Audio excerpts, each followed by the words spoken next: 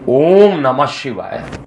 मैं हूं एस्ट्रोलॉजर के एम सिन्हा और मैं अपने इस यूट्यूब चैनल पर आप सभी का हार्दिक स्वागत करता हूं। देखिए, कुछ महीने पहले भी भविष्यवाणी की गई थी चीन और ताइवान को लेकर।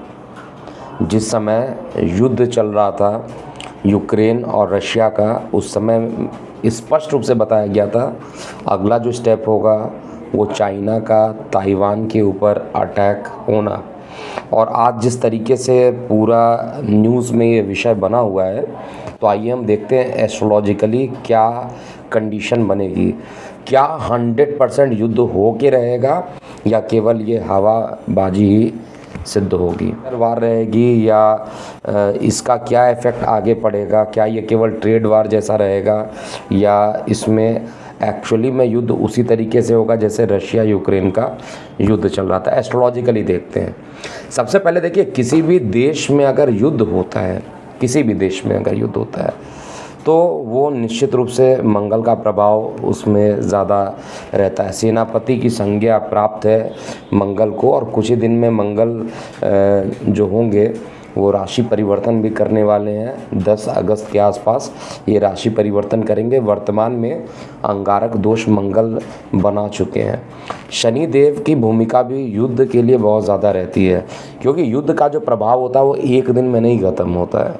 कहीं पर अगर युद्ध होता है तो लड़ाई के बाद काफ़ी डैमेज जो होती है उसको रिकवर करने के लिए बहुत टाइम लग जाता है, लंबा टाइम लग जाता है। शनि के प्रभाव को आप इसमें नेगलेक्ट कर ही नहीं सकते।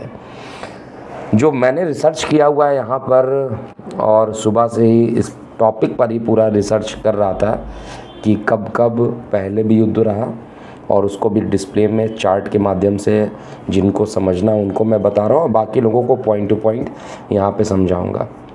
देखिए, चाइना की जो कुंडली बनती है, जो डिस्प्ले में आपको अभी दिखाई दे रही होगी, ये 1 अक्टूबर 1949 15:15 बीजिंग में स्टार्टिंग से जो माना गया है स्वतंत्र चाइना की जो हॉरोस्कोप है उसका डेट ये है।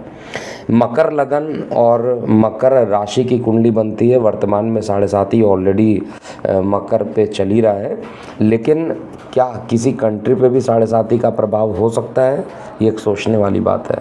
देखिए, केवल इन कुंडलियों का अध्ययन करके अगर आप रिसर्च निकालते हैं तो कभी भी एग्जैक्टली नहीं निकाल सकते हैं, क्योंकि मेदिनी की ज़रूरत पड़ेगी यहाँ पर। मेदिनी एस्ट्रोलॉजी बना ही गई है किसी देश में प्रजातंत्र किस तरीके का रहेगा, उसमें युद्ध की स्थिति क्या रहेगी, तो मेदिनी को भी मैंने इसमें इन्वॉल्व किया है। और वर्तमान में चाइना की कुंडली अगर आप देखिएगा तो बुध के अंदर, बुध जस्ट फरवरी में ख़त्म हुआ है और बुध के अंदर केतु की दशा प्रारंभ हुई है। 2022 की 10 भविष्यवाणियों में भी मैंने इसको इंक्लूड किया था, और इस भविष्यवाणी में बताया था कि अगला जो स्टेप रहेगा इस साल युद्ध की स्थिति जो बनेगी वो पुनः एक बार चीन और ताइवान के बीच में युद्ध की स्थिति बन सकती है। पहले भी रिसर्च किया था, और रिसर्च कॉपी लेकर जो उसमें एनालिसिस किया गया है उसमें सबसे पहले देखें कि वर्तमान में जो चाइना की स्थिति बन रही है, मकर लगन की कुंडली हो, तुला लगन की कुंडली हो, वृषभ लगन की कुंडली हो, केतु कभी भी वहाँ पर अच्छा प्रभाव नहीं देता है। नवम भाव में केतु बैठा है जिससे विदेश को देखा जाता है, और यहाँ पर नवम भाव में ही सूर्य, केतु और बुध की युति हो रखी है। बुध इनकी जो चाइना की कुंडली है उसमें बुध जो है वक्री भी है और अस्त भी है, और उसी की महादशा चल भी रही है। तो मैं ये सबसे पहले चेक कर रहा हूँ 22 फरवरी 2022 से लेकर 19 फरवरी 2023 तक बुध में जब तक ये केतु चलेगा तब तक आपसी तनाव बढ़ेगा। युद्ध की स्थिति से आप मना नहीं कर सकते किसी भी कंडीशन में।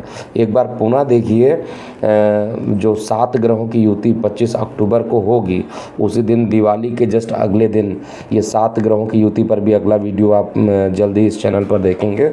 हो सकता है कल तक आपको ये वीडियो भी मिल जाएगा। वो भी स्थिति ये इंडिकेट कर रही है। और अभी कुछ दिनों पहले जो मैंने अगस्त से अक्टूबर की भविष्यवाणी की गई है उसमें भी मैंने ये बताया है कि वो भारत के लिए केवल प्रेडिक्शन था, लेकिन अगर मेदिनी के हिसाब से देखा जाए तो 24 अक्टूबर को जब दिवाली का दिन रहेगा और निशा रात्रि रहेगी, उस समय आपके अगले दिन, उसके जस्ट अगले दिन की बात अगर किया जाए तो सूर्य ग्रहण भी पड़ने वाला है और 7 ग्रहों की एक बार पुनः युति होगी। तो एक समय खराब आता हुआ दिखाई दे रहा है और इसीलिए जब भी समय खराब आता है उसको पहले ही अलर्ट कर दिया जाता है। ऐसा नहीं कि प्रत्येक समय खराब रहेगा, लेकिन अक्टूबर का मंथ एक प्रकार से 7 ग्रहों की युति होने के कारण काफ़ी नुकसान देगा सभी को। 7 दिसंबर 1949 से स्टार्ट करते हैं, आई एनालिसिस स्टार्ट करते हैं। 7 दिसंबर 1949 चाइना जो था वो सेपरेट हुआ, चाइना से सेपरेट हुआ ताइवान, और इनको वहाँ के जो कम्युनिस्ट लोग थे उन्होंने सेपरेट कर दिया था, हरा दिया था और सेपरेट किया था। उस समय भी अगर आप देखिएगा चाइना की कुंडली में चंद्रमा की दशा रही है। चंद्रमा की दशा वैसे भी इस लगन में अगर आप देखिएगा, मकर लगन में चंद्रमा सप्तमेश होता है, मारक होता है, और मारक का मतलब युद्ध की स्थिति भी, किसी कंट्री के लिए मारक का मतलब आर्थिक स्थितियों से लड़ना और साथ में युद्ध जैसी कंडीशंस भी बनना। तो ये 1949 में जो 7 दिसंबर को ये सेपरेट हुए थे, चाइना ने अलग कर दिया था।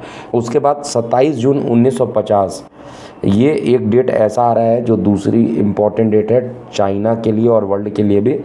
27 जून 1950 को यूएस प्रेसिडेंट जो ट्रूमैन थे उन्होंने 7th फ्लीट मतलब पानी की पूरी बौछार कराई थी, जिससे कि चाइना और ताइवान के बीच में, क्योंकि यूएस हमेशा से ताइवान को कहा जाए एक प्रकार से सपोर्ट करता हुआ आया है, और ये जो सपोर्ट है चाइना के अपोजिट, यानी ताइवान को जो सपोर्ट यूएस करता है वो स्टार्टिंग से भी, जब वो प्रेसिडेंट ट्रूमैन थे तब भी ये स्थिति बनी थी 1950 की स्थिति।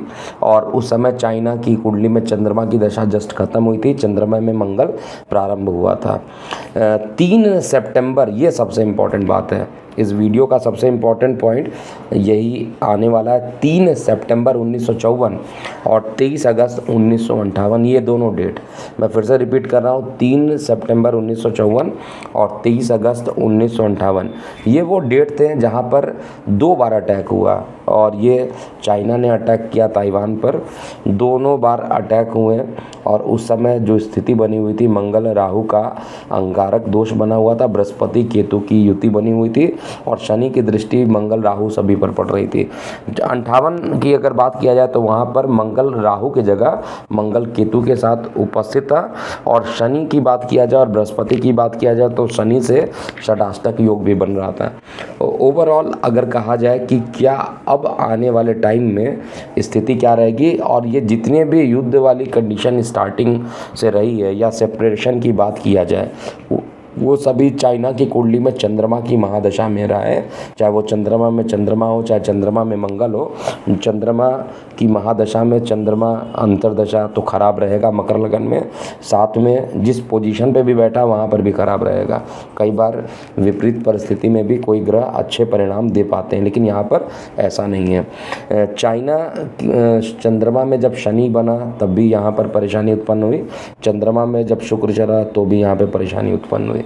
तो ओवरऑल जो कंडीशन बन रही है 1971 25 अक्टूबर 1971 में अगर देखा जाए तो यूनाइटेड नेशंस ने अलग कर दिया था ताइवान को, और बाद में अगर आप देखिएगा तो जो डेट मैंने नोट किया है 15 जुलाई 1987 वहाँ पर मार्शल लॉ भी एक्टिवेट कर दिया गया था। मतलब उनका अपना मार्शल लॉ जो है ताइवान ने एक्टिवेट किया 1996 में। वहाँ पर पहली बार इलेक्शंस हुए और उसके बाद लगातार चाइना का स्टार्टिंग से जो प्रयास रहा है वो हमेशा ताइवान को अपने कब्जे में करने का रहा है, और इससे सारी दुनिया जानती है इसके पीछे लक्ष्य क्या है। चाइना को अपना एरिया बढ़ाना है, महाशक्ति बनने का जो प्रयास चाइना का है। हालांकि वो इस प्रयास में पूरी तरीके से असफल रहेंगे और चाइना अटैक करने की पूरी कोशिश जो है ताइवान पर पुनः इस समय भी स्थिति 3 महीने के लिए बनी हुई है। इन 3 महीनों में अटैक हो सकते हैं और ये अटैक जो रहेगा अक्टूबर के बाद और तेज़ हो सकता है। तो इस स्थिति में जब बुध में केतु की महादशा चल रही है, तो बुध में केतु की महादशा चाइना के लिए एक प्रकार से कहा जाए आफत बनकर आने वाली है। आज के डेट में किसी भी कंट्री को आप छोटा नहीं समझ सकते हैं। हर कंट्री के पीछे दूसरी कंट्री स्टैंड करती है। आप छोटी से छोटी कंट्री को भी देखिएगा, उसको कोई ना कोई बड़ी कंट्री सपोर्ट करती है। लेकिन यहाँ पर 2 चीज़ें कन्फर्म मैं कर रहा हूँ कि यूएस जो रहेगा वो पूरा सपोर्ट जैसे स्टार्टिंग से किया हुआ है अभी भी करता रहेगा। और चाइना का चार्ट बहुत अच्छा इस समय नहीं चल रहा है और इस कारण से युद्ध की परिस्थिति के कारण भी इनको पीछे ही हटना पड़ेगा। युद्ध ये करने की पूरी कोशिश करेंगे, हो सकता है ये युद्ध कर भी दें। और यहाँ पर जो चार्ट बन रहा है, क्योंकि 7 ग्रहों की युति, सूर्य ग्रहण, दिवाली का जस्ट अगला दिन, ये सारी कंडीशन जो बन रही है वो आने वाले अक्टूबर माह में काफ़ी खतरनाक होगी। और मैंने अपने वीडियो में भी अगस्त से अक्टूबर में सबसे ज़्यादा जो मैंने फोकस किया था, सितंबर अक्टूबर वाले में ज़्यादा फोकस किया था।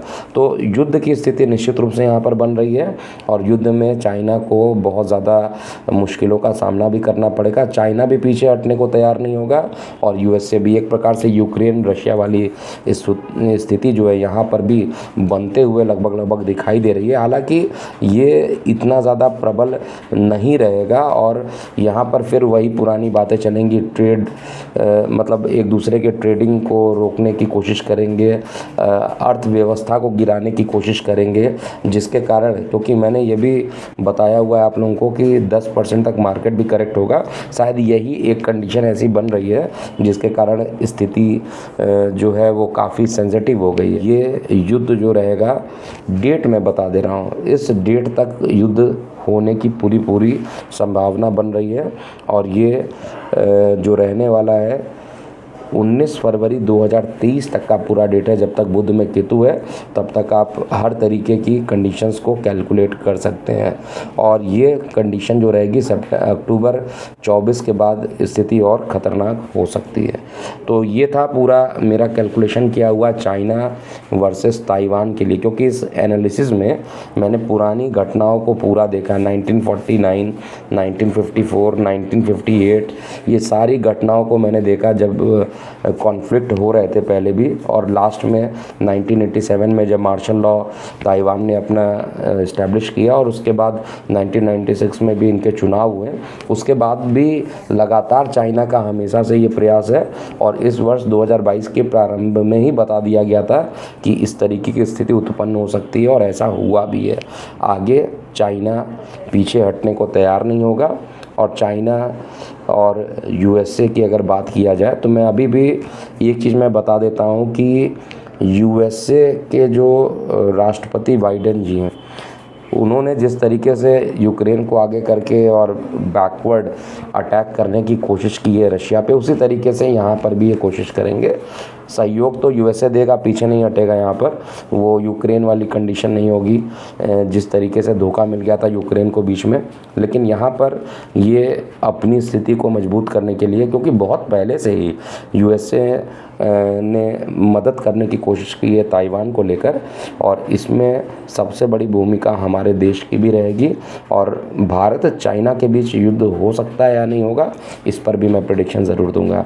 आप अपनी प्रतिक्रियाएं कमेंट बॉक्स में ज़रूर लिखिएगा। अभी के लिए इतना ही। मैं हूं एस्ट्रोलॉजर KM सिन्हा। ओम नमः शिवाय।